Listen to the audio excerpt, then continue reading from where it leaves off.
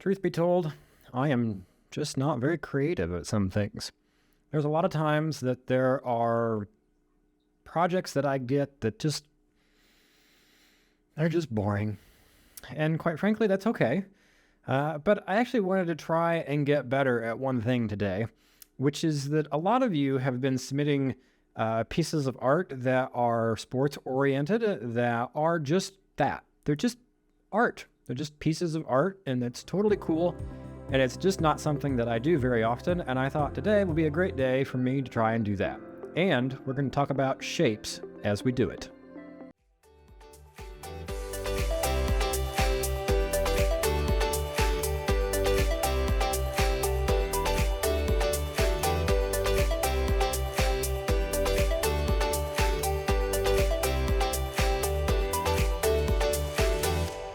The shape tool in Photoshop takes seconds to learn.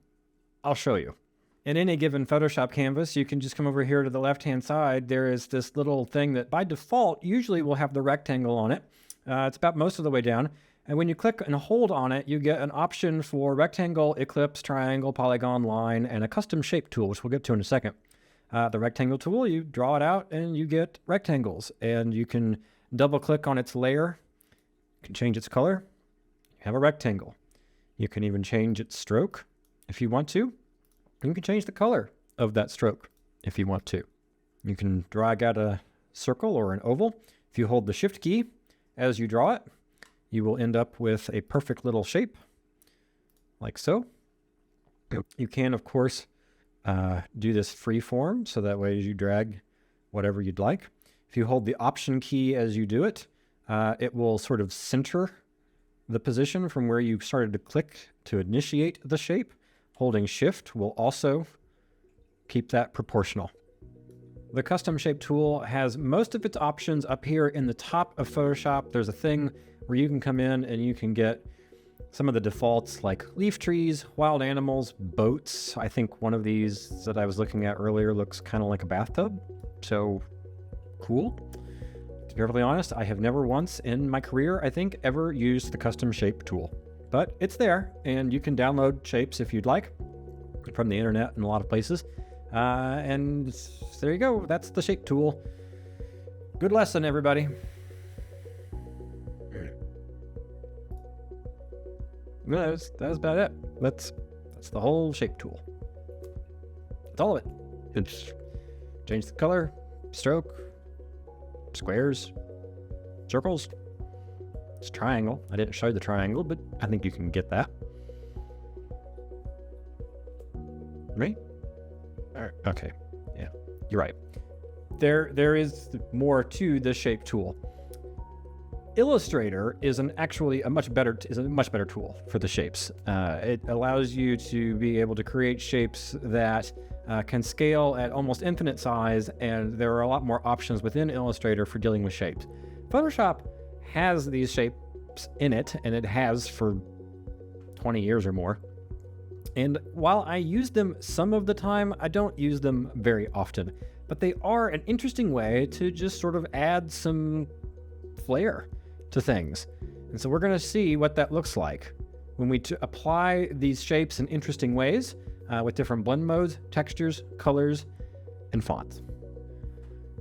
To start, I have a 2000 by 2000 pixel wide canvas, and I went out and grabbed this stock photo that I thought was pretty cool of this fella getting ready to make a slam dunk here, and I just dragged him in, and you can download this file in the links. And I'm just going to plop him in here about like that. I'm going to hit the enter key to position him right there. I just dragged and dropped him in. Now, if I hide the background layer, you'll see that there actually is a background to this. I'm actually going to do the remove background option, which does pretty well. I think if I zoom in here, yeah, I can see that there are some spots where it missed, mostly right here under the ball and right here in between his fingers. And so rather than trying to see this on the background or a white background, this is actually a pretty good time to grab a shape. Grab a big rectangle and grab the fill, and you can just change it to really any color. You just need something that's dark, and then just send it back there. And when you do, voila, you can actually see these spots that I've been talking about here. So I'm going to run in right now. I'm going to select the mask that it automatically generated. I'm going to zoom in when holding the Option key. I'm just going to scroll with my mouse wheel. Spacebar allows me to click and drag. And I'm just going to take my brush with the letter B, shrink my brush size down. I'm going to switch this so that way the black is the foreground color. And I'm just going to paint this away.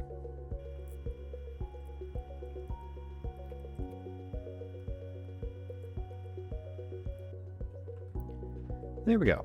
I didn't quite get all of it around his fingers, but that's okay because I think that you won't be able to tell in the final product anyway.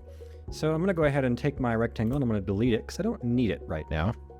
So the next thing that I want to do is I want to start adding some color. I want to start adding some texture. I want to make some visual interest here. So I want to make sure that he's kind of in a nice centered spot.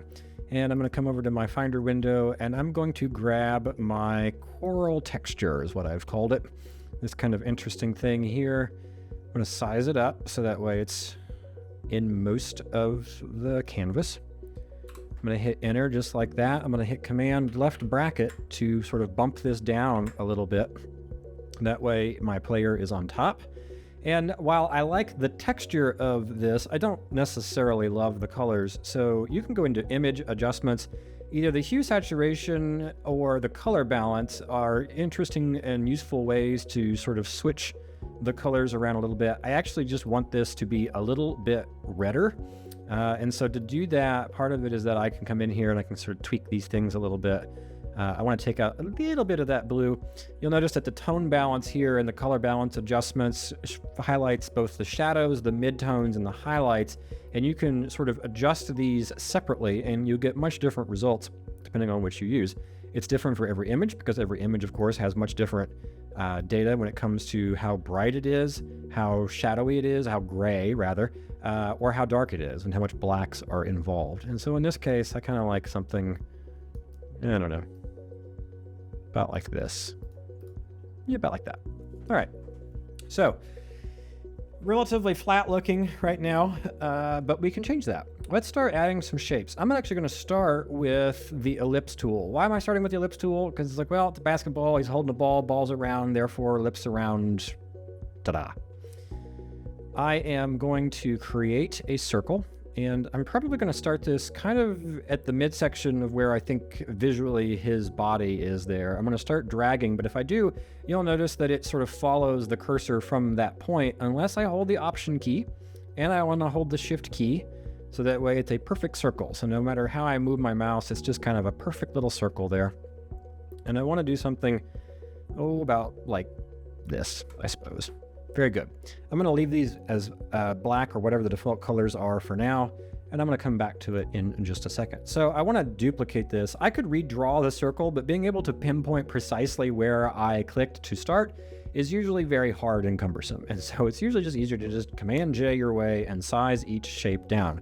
So I'm going to Command J to duplicate that layer, Command T to select this now topmost ellipse layer. I'm going to grab one of the side handles, but again, if I start doing this, it's going to start sizing from that spot. So I'm going to hold Option and I don't need to hold Shift on this particular one. And the reason why is precisely because Photoshop, when you grab the corner handles, will keep it proportional by default. Actually, holding Shift in transform mode allows you to squish it in all sorts of interesting ways. But I want them to be a complete proportional circle, so I'm just going to size it down a little bit. And then I'm going to Command J as soon as I do that. There we go. Hit Enter. Command J to duplicate. Command T. I'm going to hold Option there. Don't need to hold Shift this time. Size it down again. Enter. Command J. Command T. Hold Option or Alt on a PC. And size it down again. Now, obviously I can't see these because they're all the same color, so let's change that. To change these colors, I'm going to start with the topmost first. Yeah, I think that's what I'm going to do. I'm going to start with the topmost first, and I'm going to double-click the layer, the icon for it, and then I can come in here and I can select just about any color that I want. I could, if I wanted to, select a color to start that is in his jersey, which I think I kind of want to do, but I actually want it to be a little bit darker. So I'm going to grab the color, and then I'm just going to drag down a little bit to get a color. This one turns out to be 620A0D. It's 358/90/38 on the HSB. That's hue, saturation, and brightness there, by the way. I'm going to hit OK, and I'm going to do the same thing on this one, but I want to pick the color of the circle that I just made, and I want to brighten it up, so that way I have emanating rings. I'm going to do the same thing, pick that color by just clicking on it, and drag someplace up. I'm eyeballing this at this point. I'm going to come back and resize these in just a little bit, but something kind of like this would be fine. That's maybe a little too bright. There we go. Something about like that. Now, from a blind perspective, I didn't do half bad getting these sizes right, but you will notice that some of these circles are a little bit off, and so I want to actually kind of keep the amount of the visible ring to be consistent. So the distance between here and here is roughly the same between here and here, and then the same for there and there. Does it need to be perfect? No, but you could make them perfect if you sort of, when you do the transform, you could come up and use the X and Y values and the top of Photoshop there to size those perfectly. I don't care to do that. So now that I have these in here like so, what I need to do is I need to just hold shift, and I'm going to select all of them at once, so that way I can just kind of play around with some blend modes here and just kind of see what I get. I want each of them to be visible, but I don't want them to be cartoony looking. So I'm going to thumb through here. I've settled on soft light for right now. I think this is fine. And I need to start adding in some more textures. There's a thing over in your files called Concert Lights. And if you drag that in, you can plop it in. You can position it. I'm going to start down towards the bottom. And I want it to be sized so that way it kind of goes off of the canvas here a little bit. I'm also going to tilt it just a little bit so that way it sort of follows the player's movement there. Something about like that. And then I'm going to come in here and I'm going to set the screen modes. On this case, you could use lighten or possibly even screen. Color dodge is also kind of interesting, or even linear dodge. You could sort of thumb through the other options and see what you get. Some even kind of have interesting colors and things. But for my purposes, I want the dark, I want the blacks to go away out of it. And so I think I'm going to go with screen on this because I kind of like how it's kind of blown out. Why am I choosing screen and not the one that's lighten, which is slightly more realistic looking? And it's already because his legs have really blown out highlights on the sort of the shine on his sweat anyway. And so I kind of just going to keep with it because it looks more realistic that way. I'm going to do the same thing again. I'm going to drag that Concert Lights in here, except this time I'm going to hold shift and flip it around. I'm also going to angle it at a slight bit of an angle. And I'm going to position it something about like up here. And I'm also going to set it to screen. Now, you'll notice that there's a bit of a hard edge over here. That's okay. You could either size it up so that way it falls off, which I think is what I'm going to do. You could also take a soft eraser and erase the edge of that so that way it kind of goes away. So now I have a little bit more, some dynamics going on here. I may also even sort of put some of the highlights back behind the circles just for the sake of visual interest there and sort of bringing some interest and highlights to those inner rings. At the same time, I'm also going to come in here, not that folder, I want this folder. I'm going to come in here to grab this stone texture. Same deal here. I'm going to highlight this all the way up to the edge, like that. Now, depending on where you plopped this in your layers, I'm going to put this sort of down towards the bottom, I think. But I'm going to put it above the coral texture, the one that has all the color on it. And you guessed it, I'm going to play with some blend modes here as well. And screen's kind of interesting. Screen is doing a lot for me today. I like screen. So I want to do screen, and I'm going to reduce the opacity just a little bit. Not a lot. That's too much. There we go. Something about like that. Now that I have both these textures in here, I have some visual interest going on, I have some lighting going on, it's a little bit more interesting. Let's figure out ways to incorporate more shapes. Because it's still, I don't know, it lacks some movement, it lacks some dynamism here. So I'm gonna go over and I'm gonna grab a rectangle, and in this case, I am going to sort of drag a rectangle about like this. Now, there are lots of different options that you can configure in the Shapes panel, including the rounded edges of it. Now, the last time I used the rectangle tool, I had some rounded edges. Now, up here at the top, you'll see that mine currently says 10 pixels. It's right up here. And if you just sort of drag that down, you will notice that it doesn't do squat. Why is that? Because Photoshop. I have discovered that the easiest way, if I do this, is to just come up here and delete the thing and make sure that it says 0 pixels on the rounded corner if I don't want a rounded corner, and just draw it again. That seems to be the easiest. I want something kind of like this. I'm going to put this on top, so Command Shift right bracket will put it on the top layer. This is just so I can see it here for a bit. And I know that I don't want black, but I would like something that is kind of exciting and interesting, and so maybe like a hot yellow here. I don't want a stroke, and so I can change my 1 pixel to 0. Depending on your last used settings, sometimes it'll come in with a stroke, sometimes it won't. It tries to remember. I find it's not very smart about it, and I usually forget what I've done with it anyway, and so I usually have them take it off. So if you have a stroke and you don't want it, or like an outline of it, you can change that there to just make it 0. You can also change the color to be transparent, and that will also do the same thing. So now that I have this yellow square, I discovered that I don't know that I find it particularly interesting. And one way that we can make it a little more interesting is you can play around with the Scale, Rotate, Skew, Distort, Perspective, and Warp tools. Skew is one that I tend to use the most often. When you right-click on it, you can choose Skew, and then you hold your mouse cursor up near one of the little grabby handles. And if you do it on the top or the bottom, in fact, you'll notice that it doesn't even do it on the corners, but you can do it on the left, right, top, and bottom. So 12, 3, 6, and 9 o'clock positions in your shape, that you get a little arrow that points both directions. And if you click and hold and you just sort of drag one way or the other, you can skew it. And in this case, if you skew it a little bit, in my case, I'm going to do about 36.5 degrees there, you get a nice little slanty triangle, or a slanty little rectangle there. And in this circumstance, I'm going to hold the Option key. I'm going to drag down, and I want 3 of these, and I want them all equidistant. Photoshop's going to help trying to do that. It's going to show me that there's 20 pixels between each of those, which is fine.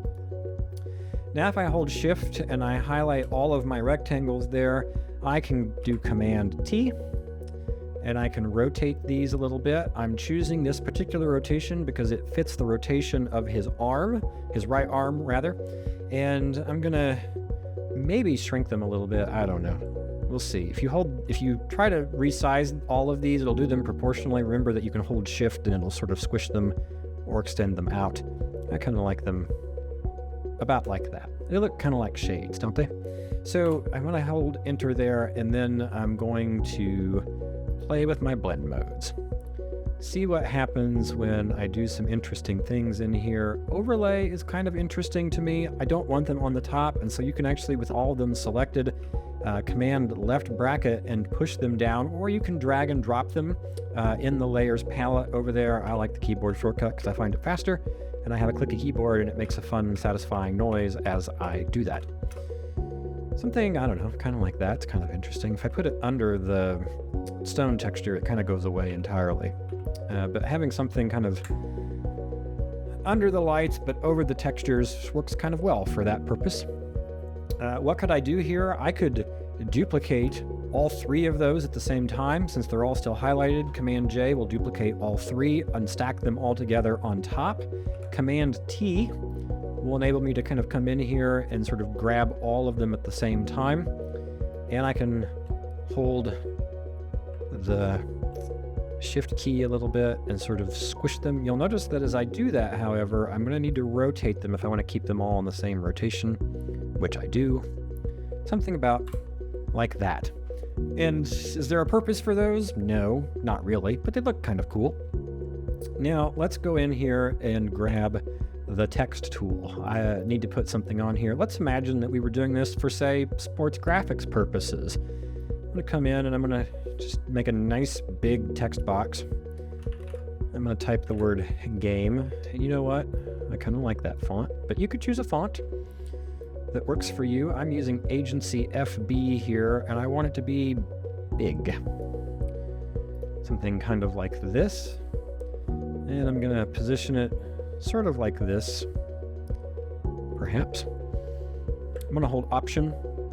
I'm going to drag. I want another text box, double click into it to edit, and I'm going to type the word day, but I don't want it to be as big. So I'm going to shrink it down. About like that. Perhaps. My game might be a little big. I can come in here, double click, shrink it a little bit. I ended up with about 440 here currently on the word game, which I think will be fine. And day can sort of line up interestingly about like that, I think. I might nudge them a little bit like that. There we go. So recentering things as I need to. Game, day. All right, so looking at this, it's pretty flat. It's actually kind of also hard to read.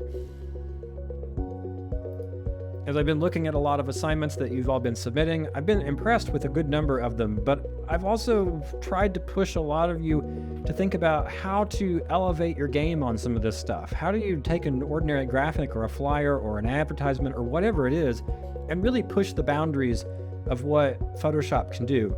The reason for that, as I've explained to some of you directly, is that you're kind of competing against increasingly smarter and smarter AI tools. There's things like Canva out there. There's a lot of stock templates and things that are perfectly serviceable and attractive enough, and for people who just don't know or just don't care that much, they're good enough. And so there's a dwindling market of people out there who aren't capable of sort of doing something on their own. And part of what will separate you and make you much more employable is your ability to bring more interesting design, style, and taste to it. Your attention to detail, your ability to sort of lay out things with creativity and pizzazz, to be able to create things that have interesting copy, that say interesting things, that do interesting things, or lead to interesting things. That's the stuff that AI and templates can't do. And so that's what we're trying to do here, is how do we push this forward further? When I think about what this looks like, I look at it and I say, yeah, you could put game and you could put day right there on top, and it's a little hard to read, but you could read it, and a person could reasonably say, okay, well, we're done. But what if we tried doing something more? I'm going to start with the letter or the word day. I'm going to bring it down, actually. I want it to be underneath the player. And I want it to be, at this point, above all the other textures, which is fine. But you could actually even incorporate it down beneath the light. I think that is better above the light, but we'll see how this works out. I'm going to, again, play with my blend modes because it's always kind of the first thing that I do. I look at things like overlay and soft light, and it's interesting, but it needs to be legible, right? It's like the number one most important thing about this. And so I look at it and I'm like, well, I don't love particularly any of those options. You could reduce the opacity a little bit. That's kind of interesting, which I think I might do here. But what it seems more interesting to me is that we could do something with his foot, that it would look like his foot was sort of coming out of the D.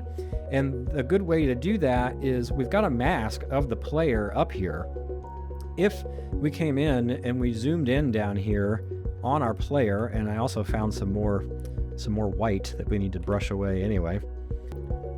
If I grab the mask over here, make sure that's selected. If I'm painting with black, I can grab a brush, make sure that it has a hardness of 100%, so it's not soft, it's not going to blur out on the edges, and relatively modest size that is the exact, or nearly the same width as the D. It doesn't have to be quite perfect. But if I put the left side of the brush against the edge of the D, hold Shift, click, and drag up. I didn't quite get it here, but suddenly it looks like he's coming out of there. I'm about a pixel or two off. So what I'm going to do is I'm just going to do Command Z here. I want to try it again. something about like this. Yep. I still missed it a little bit there, but if I zoom out, you won't be able to tell. And so now it looks like he's got his foot coming out of the D, which makes it a little more dynamic and interesting. But now I have to deal with the word game up here, and the word game is also in a bit of a cumbersome spot. And so what am I going to do? Well, I'm going to play around with putting it down a little bit. I kind of like the way this looks, but underneath the lights. You could also play around with the blend modes, see if something kind of interesting comes from that. I tend to think that, for example, while this looks cool, makes it just hard enough to read that it's not as interesting to look at. Multiply is kind of fun. In fact, it's so fun, and part of me wonders if I shouldn't apply it today, but it doesn't do anything kind of interesting down there. It does kind of there. I'll move it there. I'll move day under game. Put it under the concert lights. How about that? So going back to the game, now I have made that a little more visually interesting, but it's also a little hard to read still, because it's like, well, obviously I can kind of read it. It's GAME, and it's not that complicated. Pro tip, humans are way better at being able to identify characters and what words are if they can see the top half of the character. If you've got to cover up text, if you cover up the top half, you make it harder for people to read. If you cover up the bottom half, it's not as hard for people to figure that out. So if you're going to cover up part of letters, make sure that it's the bottom half of the letters. That doesn't work for me here, precisely because of the fact that there's just not a good position to be able to put that in. What I need is for the parts of the A, the M, and the E to be on top of the player. And so in order to do that, I'm going to duplicate the text for the word game. I'm going to bring it up above the player so that way you can actually read it. And then I'm going to apply a mask, which is this button down here in the bottom right, just to the right of the FX tool. And by applying the mask, it's going to put this white tile next to it. And if I just grab my brush tool and I start painting with black, I can erase what is on top of that. Now, in this circumstance, I think what I want to do is I want to erase all of the A and all of the G from this top layer. So what I'm doing is I'm revealing the copy of the word game that's down here beneath the concert lights. I also want to apply the same effect down here underneath the M for parts of it. I'm going to come back to more of that in a second. And I think also for something about like this.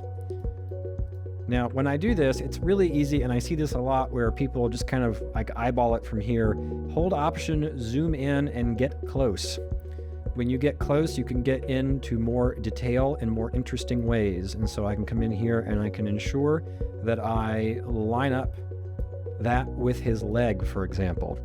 In this case, I've erased too much, and so I can hold or push the X key, start painting with white. This is the value of masks, and it's going to allow me to paint in right over his leg. It doesn't have to be perfect in this case, because when I zoom out, you probably aren't going to be able to tell. But something about like that, right? And so I'm going to do the same thing on the M. If I zoom in, I'm going to do it right up to his shorts. I'm going to hold or push the X key, and I'm going to brush away right up through his shorts. In fact, you might even consider what it might look like if I just take the first part, the seam of his shorts, kind of like that. I kind of like the way that looks. I'm going to do the same thing here. I'm going to get up on this part of the M. You can increase and decrease the size of your brush with the left and right bracket.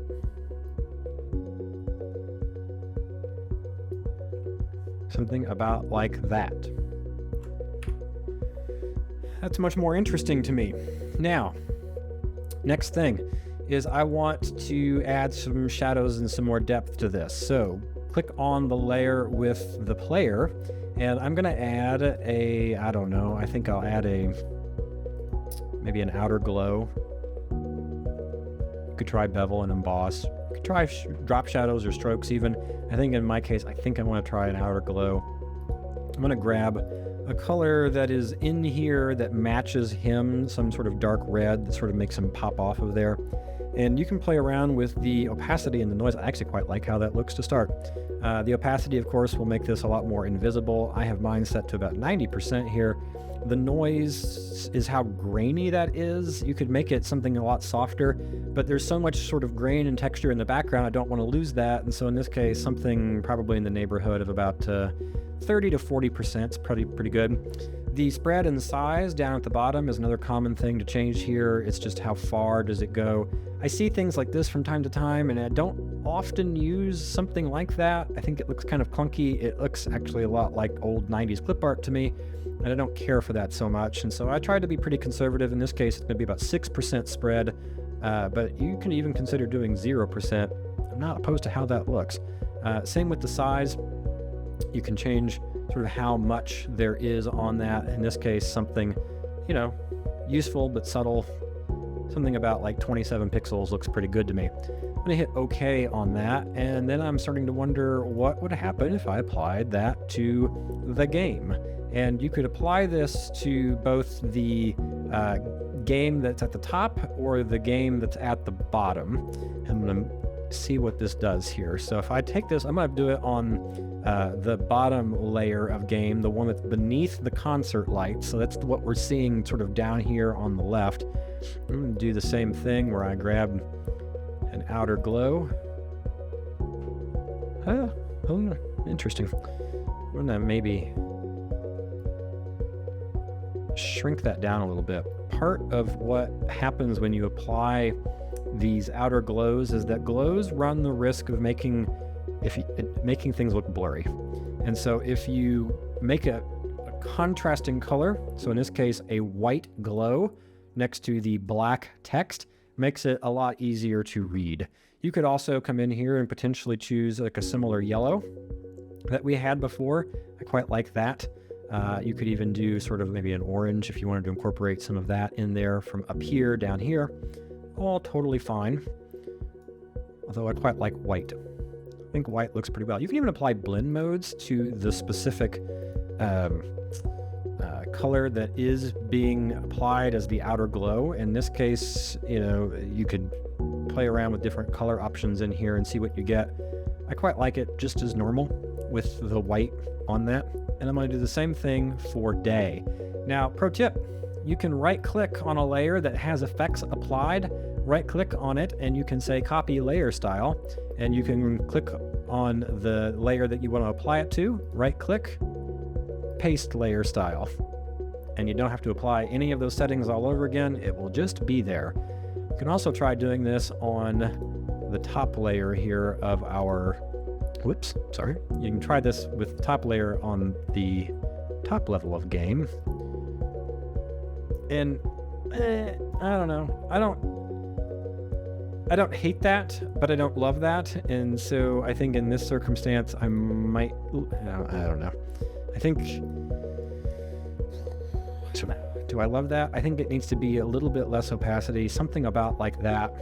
Basically, I just don't want to draw all the attention in the world to the fact that it's looking kind of at his crotch. It's just kind of the reality of that. And so I'm going to tone that down by reducing the opacity to about 44%. So there we go. That's not bad, right? It took us over how long it took us here to do this, but, a pretty good creative piece, I think. And all we used was just a bunch of shapes. And you can do the same thing for your assignment. That's what I expect to see. I want you to try and elevate this to the best that you can by using a lot of different shapes. You could do an entire assignment that is just shapes. You could apply shapes with interesting other textures or things like we did here in this demo. But I want to see a bunch of shapes in here. How many? I don't really have a guideline for that, but it's probably more than, 2 or 3. But probably not necessarily thousands of them either, right? So use your best judgment on this, but push yourself, push the creativity on this. Try and think about what you could do that is sort of an interest to you that might be of use to either your personal work, other projects. It could potentially be organizations that you volunteer for or work with, clubs that you're involved with. Try and push the boundaries on this, see what you come up with, and yell if you have any questions.